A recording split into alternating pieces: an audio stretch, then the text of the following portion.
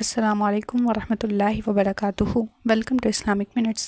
ہم اکثر دیکھتے ہیں کہ کچھ لوگ یہ کہتے ہیں کہ ٹوپی پہننا سنت ہے اور لازمی سنت ہے، اور کچھ لوگ کہتے ہیں کہ یہ صرف ایک کلچر ہے، دین سے اس چیز کا کوئی تعلق نہیں ہے۔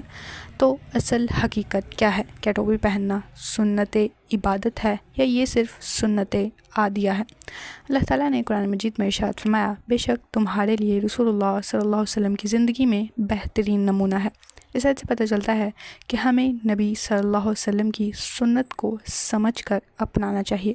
سنت عادیہ وہ کام جو نبی نے بطور انسان، عادت یا معاشرتی طور پر کیا ہو، لباس کا انداز، کھانے کا طریقہ، سواری کا استعمال، اس پر عمل کرنا باعث ثواب ہے لیکن نہ کرنے پر گناہ نہیں ملتا ہے۔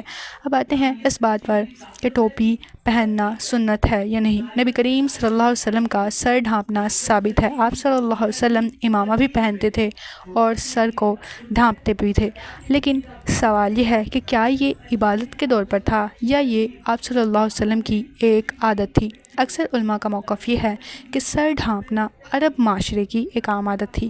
نبی نے بھی اسی ماحول کے مطابق اس لباس کو پہنا تھا، اسی لیے ٹوپی پہننا سنت عادیہ ہے۔ اسے پہننا اچھا ہے، باعث ادب ہے اور احترام ہے، لیکن اسے لازمی عبادت سمجھنا درست نہیں ہے۔ ٹوپی پہننا اچھا عمل ہے، نیت یہ ہو کہ سنت کی محبت ہے تو اس سے انسان کو اجر بھی ملتا ہے، لیکن دوسروں پر اس چیز کی زبردستی نہیں کرنی چاہیے اور نہ پہننے والوں کو اس کے بارے میں برا بھلا کہنا چاہیے۔